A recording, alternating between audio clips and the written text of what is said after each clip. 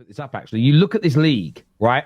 And City have pulled slightly away from the pack today, but you've got Arsenal there, then City. But if you actually look between sort of third place now after City's win and 12th, there's 4 points separating them. It's why the numbers are up. People don't care there's more long throws or set pieces. That's what they're focused on. That right now, Arsenal, it looks like Arsenal and City in this title race, but any of those teams could get into a Champions League spot.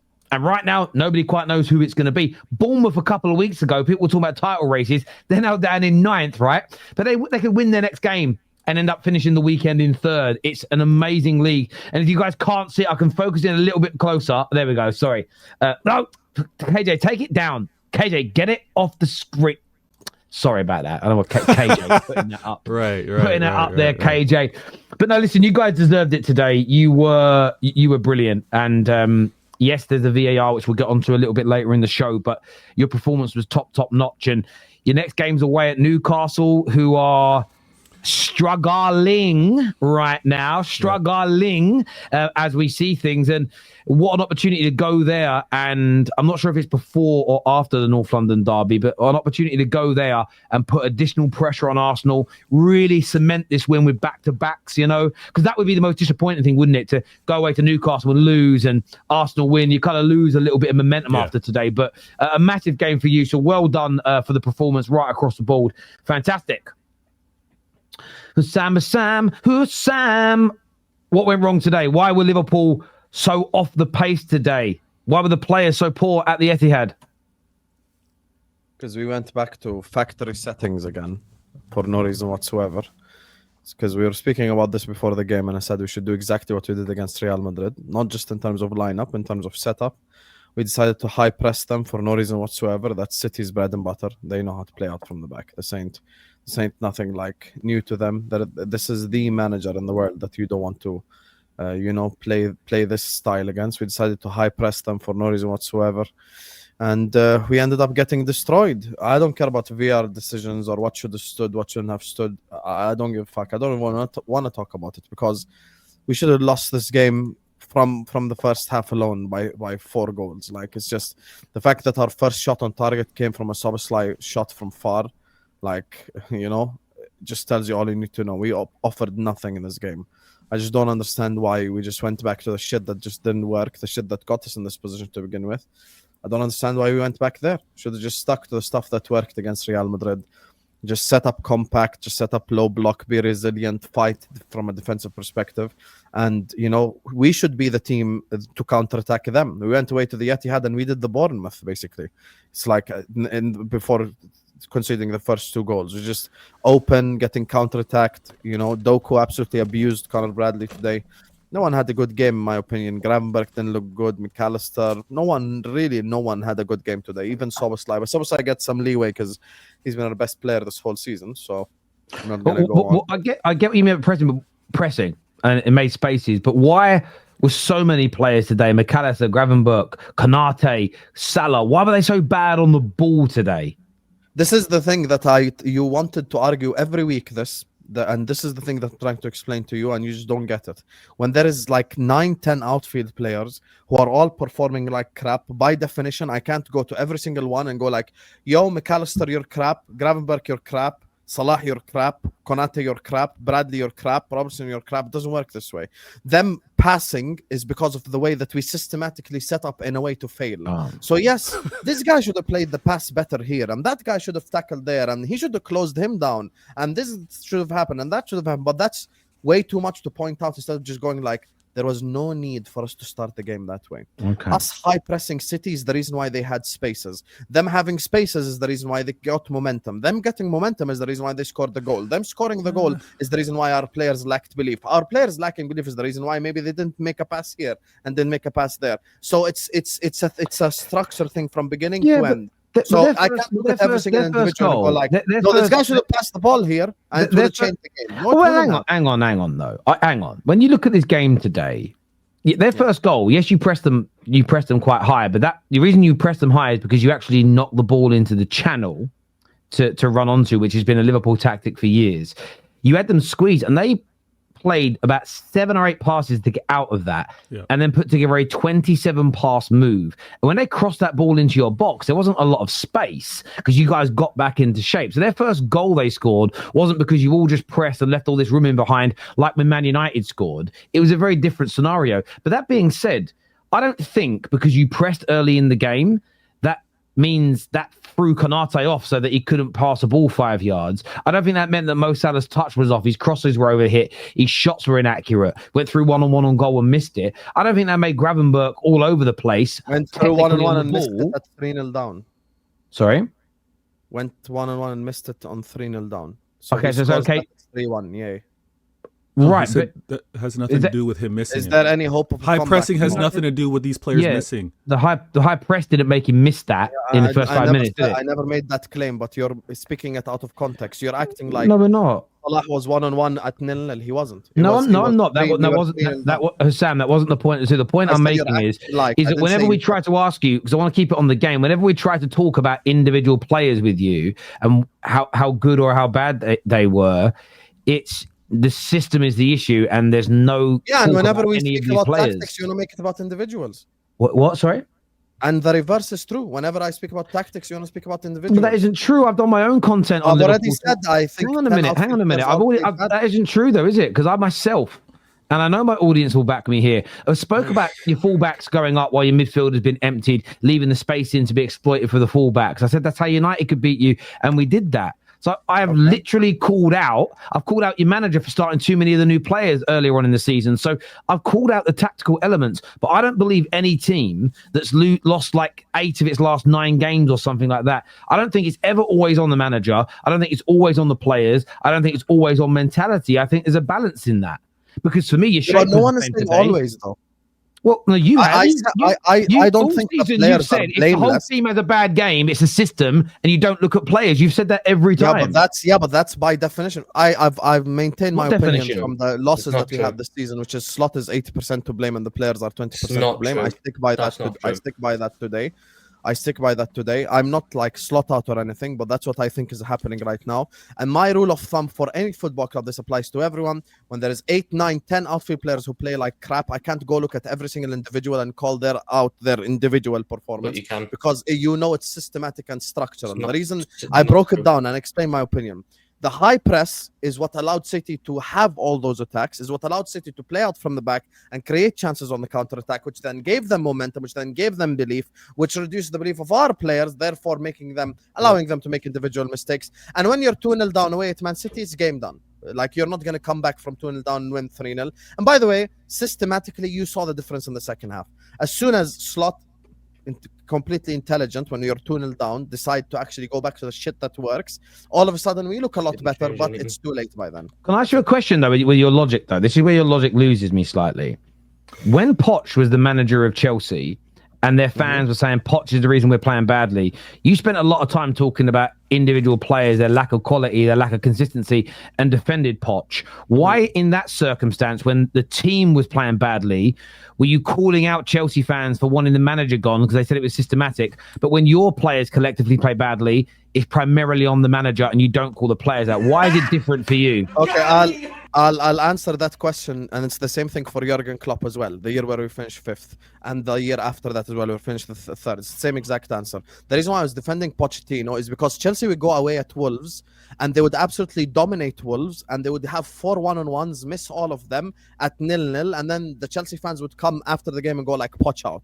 So there's a difference in that, and that's the same reason why I defended Jurgen Klopp, because we dominated Manchester City with Bradley, with Harvey Elliott, with Wataru Endo, with like 5-6 injuries. We dominated Manchester City, had more possession, more shots on target, absolutely dominant performance, but Diaz would miss a 1-on-1. Then I'm going to look at the individual. So had we dominated Manchester City today and City scored 1-0 and we didn't take our chances, I'd look at those players. The issue with that example is, though, is you use... That's the same reason why I didn't look at hang on, though. But you dominated Burnley And had it not been for a very fortunate last second penalty, you would have dropped points in that game.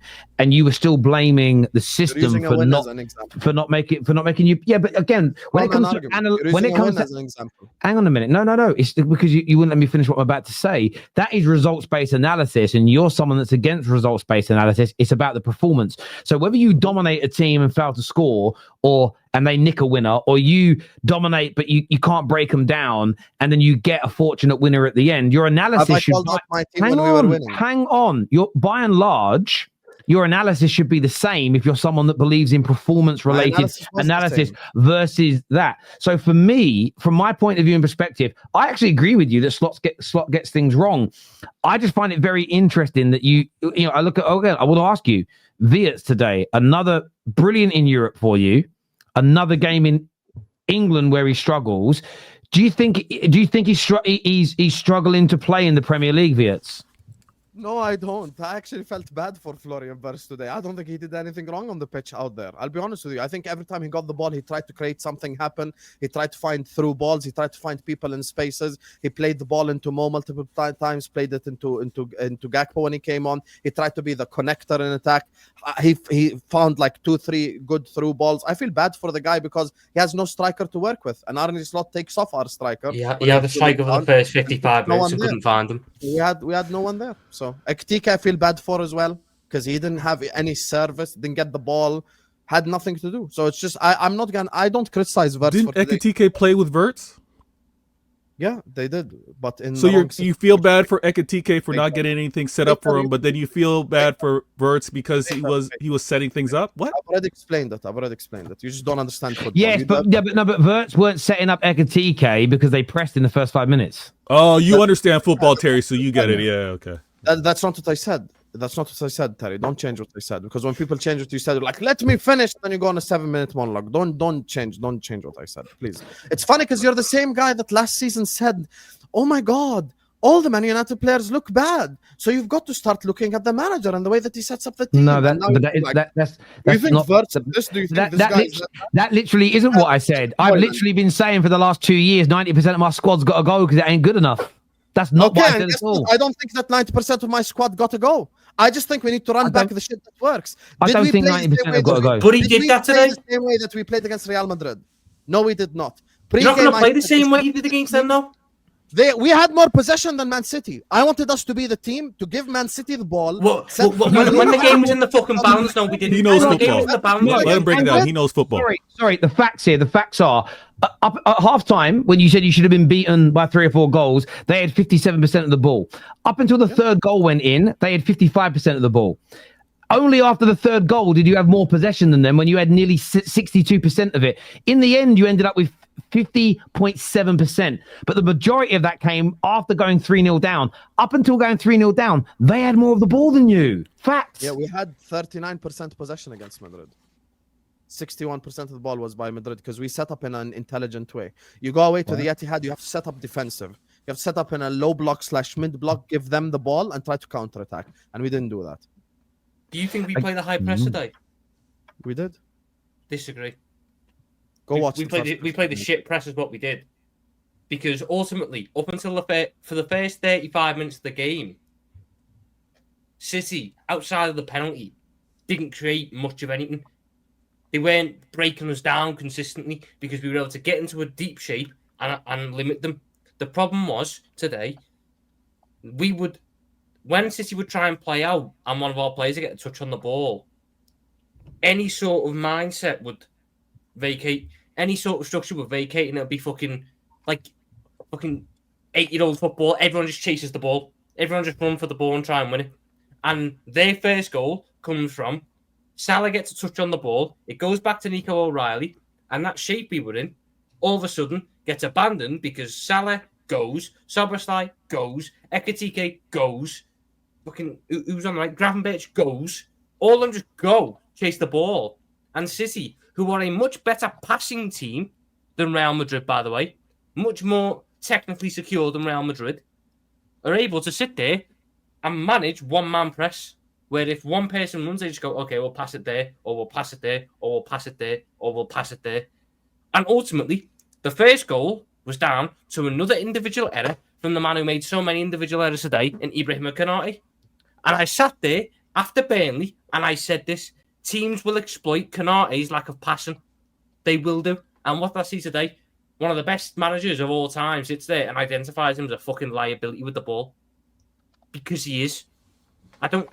Missing out on Gahey cost us because we don't have the fullbacks to do build-up. Which is fine if you have the centre-backs to do build-up. But one of the centre-backs can't do build-up. So City, as was pointed out, would mark Van Dijk out the game and give Konate the ball and go on, do something. Which is why you saw the manager try about 4 different solutions to fix our build-up. Where Gravenberch would go to right back, or McAllister would go to right back, or we'd go dead narrow and try and give as many options in the middle. The fact of the matter was, today was on as much the players as it is the manager.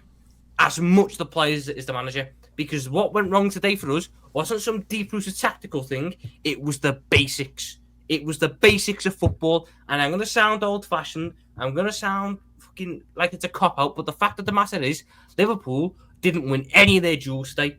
Liverpool didn't win any second balls today. Too many times we would sit there, there'd be the first contact on a long ball, and I'd see McAllister and Gravenberch standing there, dick in their hand in the midfield, watching Nico Gonzalez or Ryan Cherky or Phil Foden or Bernardo Silva pick up the ball and start the attack again.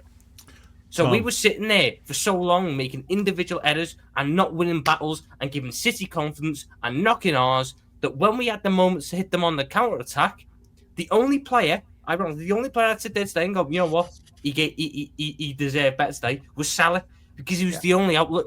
He was the only fella who I could boot the ball up to and know it was going to stick. The problem was, no one then was getting up there to support him. You sat there and defended Florian Wirtz today, he was shit.